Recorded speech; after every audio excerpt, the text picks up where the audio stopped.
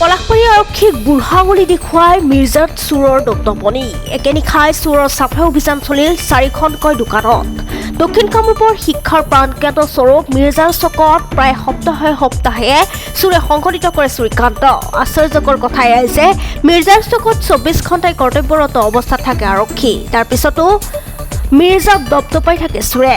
মংগলবাৰেও চোৰে 4খনকৈ দোকানৰ পৰা লুটি নিলে লক্ষাধিক টকাৰ সা সামগ্ৰী। আৰু ইয়াকে লৈ বৰ্তমান চিন্তিত হৈ পৰিছে ৰাইজ।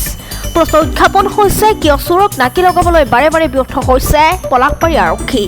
ইমানবোৰ চুৰিকাণ্ড সংঘটিত হোৱাৰ পিছতো কিয় চোৰক কৰায়ত্ব কৰিব নোৱাৰে আৰক্ষীয়ে? আচলতে ইয়াৰ আঁৰত আছে নেকি কিবা ৰহস্য? এয়া ৰাইজৰ প্ৰশ্ন। আমি আজি প্ৰায় 2 মাহমানৰ পৰা আমাৰ মিৰ্জা ব্যৱসায়ী অঞ্চলত সঘনে চুৰি হৈ আছে। এইটো আমাৰ দৃষ্টিগোচৰ হৈছে আৰু আমি ব্যৱসায়ী যিসকল চুৰ হৈছে তেওঁলোকক আমি থানাত এজাহাৰ দিব দিছোঁ আৰু এজাহাৰ সাপেক্ষে তদন্ত কৰি আৰু আমাৰ এই অঞ্চলটোত ব্যৱসায়ী অঞ্চলটোত পুলিচ প্ৰশাসনে পেট্ৰলিং ডিউটি কৰিব লাগে।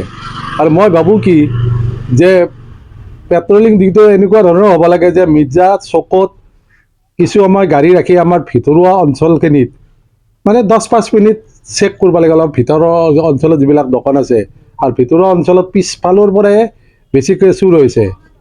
গতিকে আমি আচৰিত হৈছোঁ যে এই বস্তুটো যদি ক'ৰ পৰা আৰম্ভ হৈছে, কোনে কৰি আছে ষড়যন্ত্ৰ কৰি বস্তুটো, এইটো নিশ্চয় যদি ভালদৰে পুলিচ প্ৰশাসনে তদন্ত কৰে তেতিয়াহ'লে এই সঘনে বন্ধ হ'ব বুলি মই ভাবোঁ।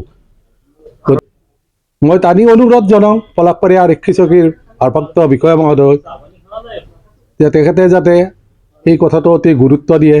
কাৰণ আমি ব্যৱসায়ীসকলে আমি বেলেগ আৰু একো নাই, আমাৰ পৰিয়াল ভৰণ পোষণ দিয়াৰ কাৰণে আমি সাধাৰণ দোকানখন কৰিয়ে জীৱনটো আমি চলাইছোঁ, পৰিয়ালটোক চলাইছোঁ, ল'ৰা ছোৱালীক কলেজ স্কুলত পঢ়ুৱাইছোঁ, যাতে আমি নিশ্চিন্তমতে থাকিব পাৰোঁ তাৰ কাৰণে যাতে ব্যৱস্থা লয়।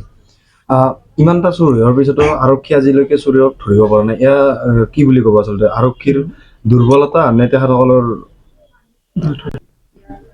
এইটোত মই এনেকৈ ক'ব বিচাৰোঁ যে তেওঁলোকে আচলতে ভালদৰে যদি তদন্ত কৰে, তেতিয়া তদন্ত কৰি যদি কথাটো গুৰুত্ব সহকাৰে লয় তেতিয়াহ'লে তেওঁলোকে নিশ্চয় ছাকচেছফুল হ'ব লাগিব। আৰু যেতিয়ালৈকে তেওঁলোকে গুৰুত্ব নিদিয়ে তেতিয়ালৈকে ৰাইজে বা আমি ব্যৰ্থতা বুলিয়ে ক'ব লাগিব।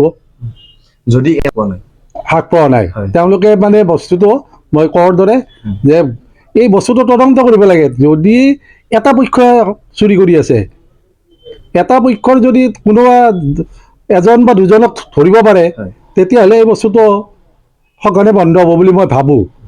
কাৰণ মিৰ্জাত আৰু অতি পূৰ্বতো এনেকুৱা ধৰণৰ চুৰ হৈছিল, কিন্তু তাৰ প্ৰশাসনে বা পুলিচ আৰক্ষীয়ে ধৰা পেলাই বন্ধ কৰিছিল।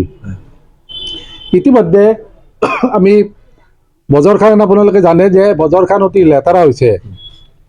আমি অলপতে ছয়নী বৰদোৱাৰ উন্নয়ন খণ্ড বিষয়াক আমি জনাইছিলোঁ। আমি নিজে গৈ এখন লিখিতভাৱেও দিছিলোঁ আজি এমাহ আগতে। তেওঁ আহিম বুলি বজাৰখন চোৱা নাই।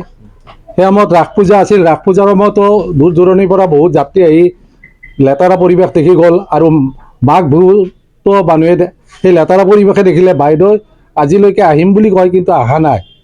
গতিকে তাৰ কাৰণে এই জৰিয়তে মই বাইদেউকো অনুৰোধ জনাইছোঁ যাতে অতি সোনকালতে আহি আমাক পৰিষ্কাৰ পৰিচ্ছন্নতা কৰি দিয়ে। সেইখিনিয়ে মোৰ ক'ব লগা। মিৰ্জাপুৰ অনন্ত কলিতাৰ ৰিপৰ্ট, সংবাদ লহৰ।